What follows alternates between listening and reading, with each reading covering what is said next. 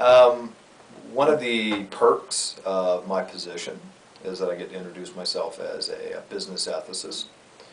That usually is followed by some laughter and a comment that business ethics, well, that's an oxymoron, like jumbo shrimp or military intelligence. But once you get past that, there actually is a serious question raised by a concern that business ethics doesn't make sense. Traditionally, business has been thought of as sort of an amoral activity, an activity or a practice that doesn't itself involve any ethical values.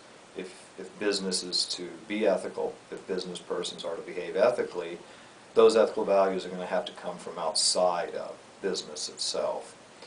But that's actually the opposite of the truth. Business from its very beginning historically, and if you think about the philosophical roots of business activity itself, you'll notice that it has always been thought of as an inherently ethical activity. One time, or quite often, I tell my students to think of business as similar to other types of relationships or other types of practices which bring with them inherent expectations of ethical behavior, like a family, for example. I ask all my students, you have parents, and some of them say yes, some of them don't indicate that they have parents at all, but of course we know they do. So I ask them, your parents, just as parents, of course have certain duties or obligations to you, and they understand that. They understand that as their professor, because of our professor-student relationship, I have a range of obligations or duties to them. So I get them to think about business in the same way, that business exists in order to serve the greater good.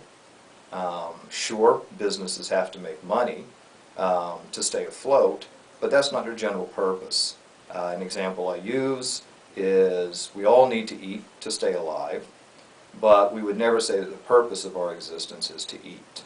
So we have to be careful not to confuse a necessary purpose of business to make money with its general overall purpose, its reason for being, which is to contribute to the overall social good.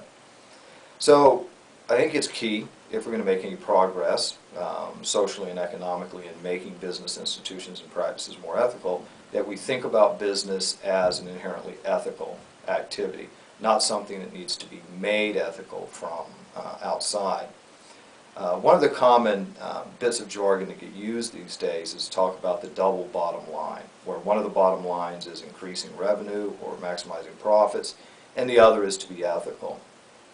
That's a misleading metaphor to use, and I think reinforces the idea that business practice and the purpose of business itself is not to be ethical, but it has to be made ethical from outside of itself.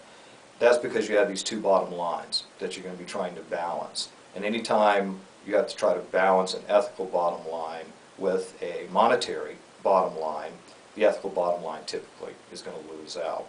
So my suggestion in the way I think about business ethics and the way I teach business ethics is to think that from the very beginning, from the formation of the business model itself, for whatever particular institution you're talking about, ethics should be part of the decision making. So there isn't a separate consideration as you were thinking about how to generate increased revenues, expand production, and so forth.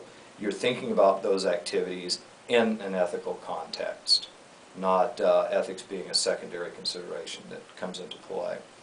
I think that unless we begin to take seriously that way of thinking about business and to work on making business more ethical from within, sort of an inside-out approach, we're going to continue to face the dilemma that's expressed via this double bottom line metaphor of how do you balance ethics with making money.